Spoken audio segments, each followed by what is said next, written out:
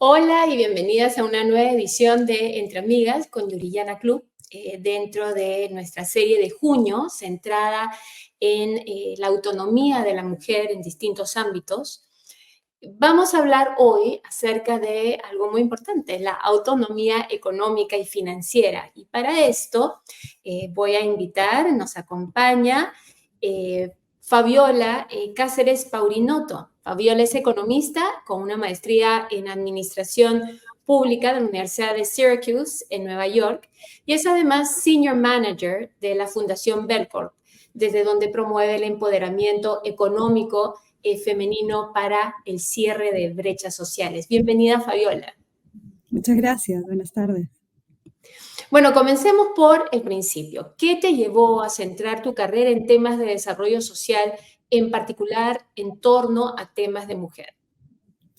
Bueno, yo soy economista, como comentabas hace un momento, y siempre tuve esta inquietud de ver cómo podíamos contribuir al cierre de las diferentes brechas sociales. Yo soy peruana de nacimiento y he estado expuesta a diferentes realidades complejas en mi país y siempre fui muy consciente de que nos tocaba trabajar para hacer algo en esa línea, ¿no? Entonces trabajé un tiempo en temas de comercio internacional, luego trabajé desde el sector público peruano, en el Ministerio de Desarrollo e Inclusión Social, luego en el Ministerio de Educación, desde diferentes frentes viendo cómo podíamos cerrar esa brecha y siempre tuve esta inquietud de ver cómo le dábamos una perspectiva de género a esas estrategias para tratar de acelerar el desarrollo y el crecimiento de las mujeres, entendiendo al empoderamiento femenino como un motor central para alcanzar los objetivos de desarrollo sostenible. Así que desde hace poquito menos de 2 meses estoy en este rol, ya yendo de lleno a tratar de empoderar a las mujeres para tratar de acelerar el cierre de brechas en nuestras sociedades.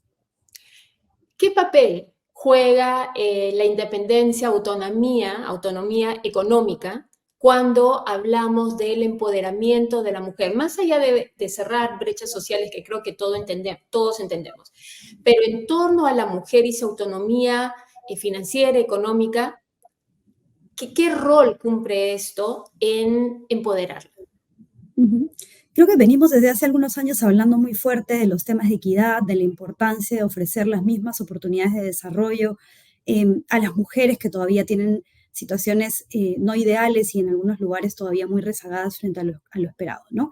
Y se viene hablando muy fuerte de empoderar, que habla mucho de generar esta confianza, de que sepan que tienen oportunidades iguales y que deberían tener derechos iguales a pesar de que eso todavía no se llega a cumplir, pero creo que para dar ese paso entre el sentir que tengo poder y ejercer el poder, hay un paso muy importante que pasa por el poder tener autonomía financiera, que es el que nos permite finalmente tomar el control de las decisiones y no depender de terceros para que tomen decisiones por nosotros. Entonces, en esa línea, el empoderamiento económico femenino creemos que es una vía muy importante para que las mujeres puedan realmente hacer valer sus derechos y puedan tomar decisiones que mejoren su bienestar y el de las personas que están a su alrededor. Sí.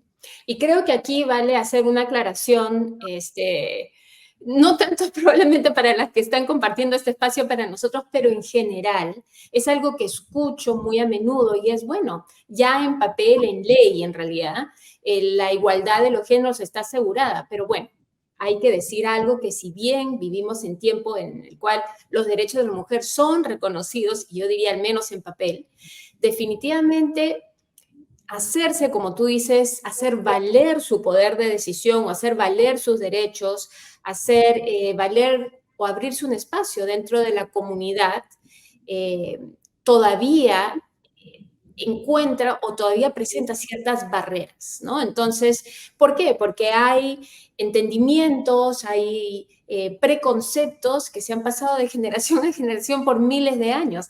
En 100 años o menos, dependiendo del país, a veces las leyes recién llevan décadas, no se va a cambiar esa manera de pensar. Entonces, parte de, creamos o no, parte del poder reside en el poder económico, porque es el poder económico de alguna manera el que te permite, como tú bien dices, tomar ciertas decisiones sobre tu vida sin tener que depender de la opinión de otros, que generalmente eran los que tradicionalmente mantenían el poder sobre las decisiones económicas de la familia. Y en ese sentido, como mujer, quisiera centrarme un poco de repente en lo que tú has podido ver a través de tu experiencia y cuál es el impacto que tiene sobre una mujer ganar esa autonomía financiera o económica sobre su vida. Ujú. Sí, bueno, lo primero estoy totalmente de acuerdo contigo. Leía justo hace unos días un informe del Banco Mundial que decía que estamos más rezagados de lo que creemos en los derechos de la mujer, ¿no? Como dices, en papel hemos ganado en algunos países mucho terreno, en otros todavía falta mucho camino que recorrer. Pero claro, de pasar de lo escrito a la acción hay todavía un espacio importante de mejora en la implementación. Incluso en los países desarrollados existen leyes que nos hablan de la equidad de los ingresos, de la equidad en el acceso a las oportunidades, y sin embargo, cuando uno va a mirar qué pasa en el día a día, todavía hay espacios en donde encontramos diferencias que resultan todavía dolorosas, ¿no? Entonces, siento que ahí todavía hay mucho trabajo por hacer. ¿Qué creo que podemos hacer en ese proceso? ¿Qué vamos observando también desde el trabajo que hacemos en Fundación? Fundación está totalmente convencido que el camino para transformar nuestras sociedades y llegar a este camino de la equidad y el cierre de brechas pasa por empoderar a las mujeres y por invertir en el desarrollo de sus capacidades y sus habilidades. Particularmente nosotros apostamos por el empoderamiento económico, fortaleciendo las habilidades de liderazgo y la confianza y las capacidades de gestión de las mujeres emprendedoras. Y ahí todavía nos encontramos con muchos obstáculos que parecieran menores, pero no lo son. Y me refiero que, claro, cuando uno dice que necesita una mujer para empoderarse económicamente, decimos necesita recursos económicos. Y es real, necesita capital para poder invertir o capital para invertir en su formación. Pero hay otras barreras que son menos evidentes y que también son importantes. Y una muy importante que al menos a mí me mueve muchísimo es la autoconfianza. Muchas mujeres no son conscientes de las capacidades que tienen o creen que no tienen las habilidades necesarias para emprender, para hacer crecer sus negocios. Entonces, una parte importante de dotar a las mujeres de herramientas para su empoderamiento y para su autonomía financiera pasa por trabajar en esa autoestima, por demostrarles que sí tienen las habilidades y que con el acompañamiento adecuado, con las herramientas adecuadas de acompañamiento, pueden realmente apostar por ser autónomas financieramente, ya sea a través de un empleo formal o a través del emprendimiento, que creemos que es una vía súper válida para que las mujeres alcancen ese objetivo de empoderamiento y de poder, digamos, recobrar la posibilidad de tomar decisiones por sí mismas y no depender de esas dinámicas que todavía existen en algunas sociedades donde alguien más toma las decisiones por nosotras, ¿no? Entonces, en ese camino vamos avanzando. Creo que los desafíos son múltiples, todos los días vamos aprendiendo. Obviamente hay mucho trabajo que hacer a nivel de instalar capacidades y invertir en el capital humano de las mujeres, pero como te decía, siento que este trabajo en hacer que las mujeres se la crean es también relevante y ese es el obstáculo que hace que las mujeres tomen o no tomen esa decisión de apostar por su autonomía financiera y creo que es un espacio en el que tenemos que seguir trabajando. Justo vamos a conversar acerca de dónde trabajas, qué es lo que haces, cuál es la misión de la fundación donde trabajas. Pero antes de eso, quería como centrar un poco en el contexto. Y creo que hay varios puntos. Justamente te iba a preguntar, ¿cuáles son los retos más saltantes que desde tu perspectiva enfrentan las mujeres? Y sí, definitivamente hay un tema de autoconfianza, puede ser, dependiendo de caso y caso. También hay una realidad de que incluso a la hora de un banco tomar la decisión de quién es sujeto de crédito o lo que ha surgido recientemente, entre comillas, con mayor fuerza, estas cajas o distintos fondos que hay para personas emprendedoras, a la hora de evaluar, sobre todo diría la banca tradicional, a quién es y quién no es sujeto de crédito, ahí es donde muchas veces también las mujeres sufren y tienen que pasar por encima del concepto de la otra persona. Y en todo caso, creo que es una combinación, como tú dices, por un lado la autoconfianza y por el otro lado saber que hay habilidades que se pueden ganar, que si aunque quizás uno no haya tenido acceso a esas herramientas, esas habilidades, todo se aprende mientras haya voluntad y, por supuesto, ayuda, porque hay distintos factores, hay que reconocer, hay distintos niveles educativos a los cuales las mujeres llegan. En Perú hay una estadística terrible donde el nivel o digamos la ausencia de la mujer en educación secundaria es mucho más notoria que en el caso del hombre, por ejemplo. Entonces, cuando hablamos de educación secundaria, estamos hablando para los que no manejan el término peruano, por decirlo así, high school, lo que se diría high school en Estados Unidos, lo que se diría licenciatura en otros países como Colombia, etcétera. Pero generalmente hay un gran porcentaje de mujeres en Latinoamérica, y en particular estábamos hablando de Perú, que completan la educación primaria y ahí se trunca su educación. Entonces hay una brecha que hay que llenar educativa precisamente para empoderarlas con distintas herramientas que les permitan, ya sea como tú dices, insertarse dentro de la economía formal como una empleada dependiente u optar por el emprendimiento.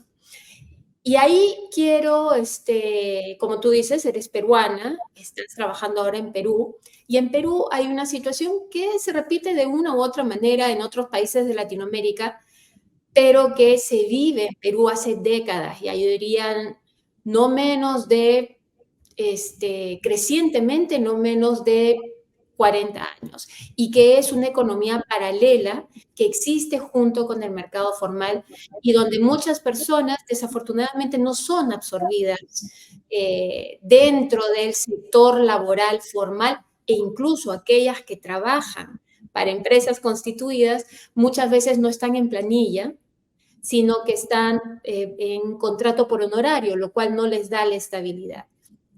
Esa falta de certidumbre en torno a los ingresos mensuales, obviamente lleva muchas mujeres que necesitan sacar adelante a sus familias a ser emprendedoras. ¿Cuál ha sido tu experiencia en torno a este tema? ¿Qué es lo que has observado? Sí, bueno, tú decías hace un momento algo súper importante, ¿no? Yo me refería a estos desafíos alrededor de trabajar la confianza en las mujeres, pero es real que hay diferencias de acceso a los servicios públicos y a oportunidades de formación de capital humano. Las mujeres en promedio estudian menos años, incluso los aprendizajes suelen ser menores en ámbitos rurales, en el caso de mujeres, y eso tiene que ver con muchos mitos y creencias alrededor de cómo o cuál es el rol de la mujer en la sociedad que luego limita el acceso que puede tener a servicios públicos. Eso efectivamente sucede así. Las mujeres en promedio tienen menos acceso a Internet, menos acceso al sistema financiero, tienen menos información de cómo acceder, por ejemplo, a una cámara de comercio o cómo me formalizo. Eso es real, esa brecha, digamos, de acceso a información y de capacidades es real y tenemos que trabajar en cerrarlas, y creo que es importante que tengamos en la mira que desde los espacios privados tenemos un rol de incidencia frente a la política pública para que se empiecen a cerrar esas brechas en paralelo también, ¿no? Igual en lo que mencionabas tú de cómo podemos hacer para ayudar a estas mujeres que en promedio trabajan menos horas o tienen trabajos de menor calidad o tienen trabajos part-time o en el sector informal, que claramente está mucho más presente en el caso de las mujeres. Las mujeres tienen empleos más precarios también, ¿no? Están en sectores donde se ganan menos recursos, y todo eso obedece a todo esto que ocurre en las diferencias de acceso a la formación de capital humano, y también a que las mujeres, sobre todo en América Latina, absorbemos, y me incluyo ahí, una mayor carga en el cuidado y en las tareas de trabajo doméstico, que eso afecta nuestra capacidad de invertir tiempo en nuestro desarrollo y de apostar por caminos como el emprendimiento o como el tener un trabajo de tiempo completo. Y eso creo que es un problema de fondo que termina teniendo también un impacto en qué tanto podemos soñar con acceder a, digamos, empleos de ese nivel de calidad o a emprendimientos que requieran mucha más dedicación de nuestro lado. Y por eso uno de los desafíos... La dinámica entre la pareja, si es que hay pareja, pero, o sea, porque al no tener esos ingresos, obviamente el balance en cuanto a poder adquisitivo se va a ver disminuido, ¿no? Sí, totalmente. Y uno de los desafíos, yendo un poco a la pregunta previa al que nos enfrentamos, es claro, las mujeres pueden tener muchas ganas de invertir en su desarrollo, sea para un trabajo formal o para el emprendimiento, pero se enfrentan a estas restricciones de tiempo, porque son hijas, hermanas, amigas, vecinas, cumplen una multiplicidad de roles que reduce la cantidad de tiempo disponible para poder apostar por estos caminos. Y en ese sentido, para nosotros es súper importante que dentro del hogar se vaya generando esta conciencia de que el emprendimiento o el trabajo o la autonomía financiera de la mujer finalmente genera crecimiento para todos. Así Y es. claro, es un trabajo lento porque hay que cambiar ciertas percepciones, ciertas dinámicas ya instaladas, como dices tú, donde tradicionalmente los hombres han tenido más poder en las decisiones sobre el hogar por tener de repente más acceso a recursos, pero también por normas sociales que están instaladas. Y nos pasa mucho en el ámbito rural, donde no solo hay que trabajar en empoderar a la mujer, hay que trabajar en cambiar esas dinámicas en el hogar para que empoderar a la mujer no genere una situación de violencia tampoco, ¿no? Porque hay que ir cambiando poco a poco esas creencias equivocadas sobre cómo se deben distribuir digamos, la distribución del poder dentro de los hogares, ¿no? Entonces Y es un tema bien, bien interesante y complejo a la vez. sí, y lo de distribución de poder, por supuesto, el que tiene el poder muchas veces tiene miedo de perderlo porque no se da, porque el miedo es mayor a entender precisamente el beneficio colectivo. Y Ujú. justo iba a mencionar una cita de Melinda Gates, la ex esposa de Bill Gates y promotora de la independencia económica de la mujer a través de su fundación, y que creo que se aplica perfectamente a este momento, que es que ella dice, si inviertes en una niña o una mujer, estás invirtiendo en todos los demás. Total. Cuando uno invierte en una mujer, las mujeres tienden a pensar de una manera más colectivista, más del colectivo que del individuo. No sé si esta sea tu misma impresión.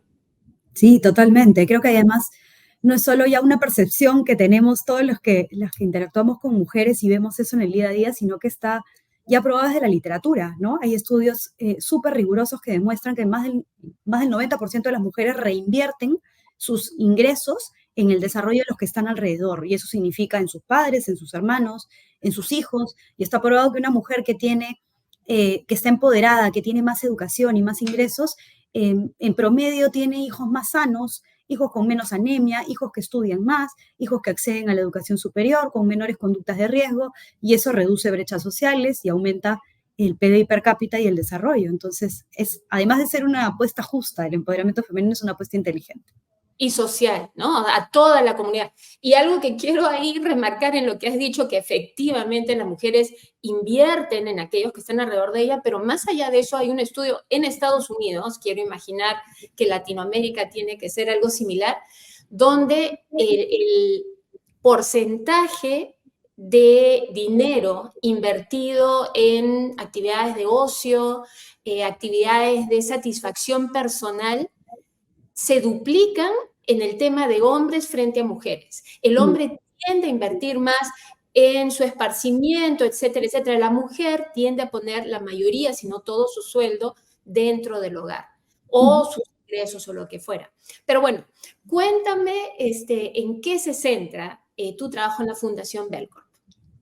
Sí, bueno, Fundación, como te decía, nace hace 20 años, lleva ya un tiempo trabajando en el empoderamiento femenino y estamos convencidos de que trabajando en empoderar a la mujer y en fortalecer sus capacidades vamos a poder generar cambios en nuestras sociedades. Entonces, ahorita estamos trabajando en 7 países. La idea es que podamos gradualmente ir avanzando y llegar hasta los 14 países donde se encuentra Belcorp, trabajando programas que justamente ayudan a las mujeres emprendedoras a mejorar su autoconfianza y a mejorar sus conocimientos y capacidades para hacer crecer sus negocios y así mejorar sus vidas, las de sus familias y las de sus comunidades, ¿no? Entonces, por ejemplo, tenemos ahorita un programa que lo hemos lanzado en la edición del 2024 que se llama Mujeres sin Límites, donde invitamos a las mujeres entre 20 y 60 años que estén liderando o coliderando un negocio a inscribirse para recibir un programa de formación que lo ejecutamos con las mejores universidades en América Latina y que las conduce un certificado que además les instala estas capacidades para poder hacer que sus negocios crezcan de manera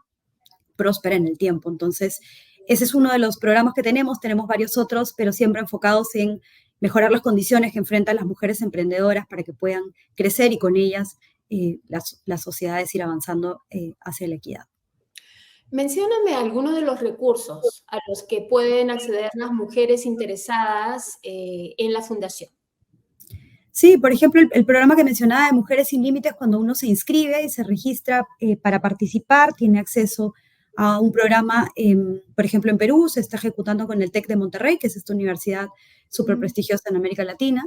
Es un programa de 9 semanas, que es digital, es remoto, uno puede elegir además los horarios para poder justamente calzar con estas otras responsabilidades que las mujeres suelen tener en el hogar, y reciben acompañamiento desde tutores que tienen pues una malla que ya ha sido testeada para ayudarlas a mejorar su confianza y también sus habilidades de negocio, pero también hay acompañamiento, masterclasses que ayudan a ir cerrando la brecha en ciertos temas que pueden ser relevantes también para el avance. Además, tenemos una comunidad, todas las mujeres que van pasando por nuestros programas comparten recursos en esta comunidad, siguen accediendo a infografías, a consejos, pueden compartir sus historias de éxito y mantenerse motivadas. Creemos que también es una estrategia que ayuda a ir moviendo la aguja y a ir motivando a más mujeres a invertir en el desarrollo de sus habilidades y de sus negocios.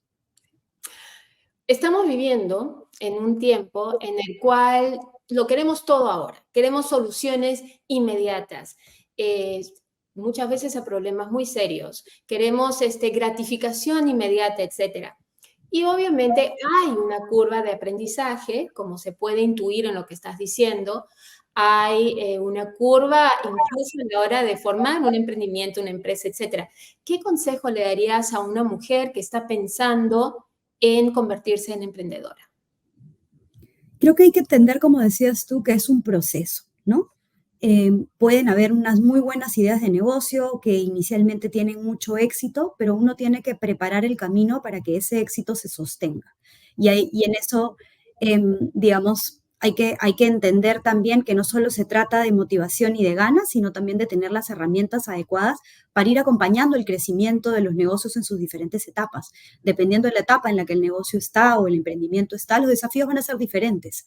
Al inicio probablemente el ímpetu, las ganas del emprendedor, que es quien prácticamente lidera la iniciativa, va a permitir que vaya creciendo, pero llegado un momento en el que la demanda por los productos es mayor, en el que nos tenemos que formalizar, en el que hay que ordenar las cuentas, hay otras skills que hay que ir desarrollando para que ese crecimiento se sostenga, como por ejemplo aprender a delegar, aprender a manejar las finanzas de los negocios de manera separada de las finanzas de la familia. Entonces, todas esas herramientas es importante invertir en desarrollar esas habilidades y en rodearse de personas que nos pueden acompañar con consejos sobre cómo ir superando esos diferentes desafíos, porque no se trata de tener un emprendimiento que sea muy rentable o muy exitoso en un año, sino que queremos que sea realmente un emprendimiento que se sostenga en el tiempo y que nos acompañe en este camino de ir ampliando nuestras oportunidades y cumpliendo nuestros sueños. Entonces, mi consejo sería paciencia, resiliencia y sobre todo estrategia para que realmente no sea una carrera cortita, sino que sea realmente una maratón de largo aliento.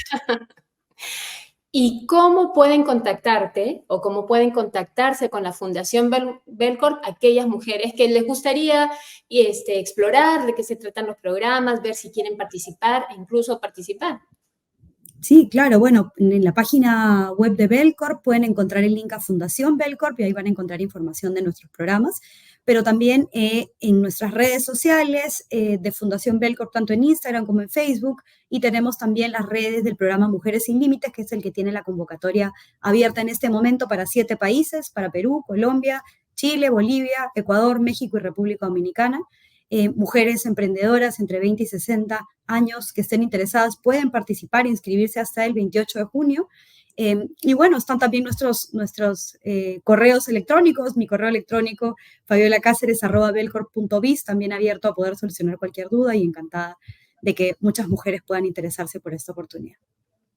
Fabiola, muchísimas gracias por acompañarnos, por compartirnos tu perspectiva, compartirnos lo que haces, lo que hace la Fundación.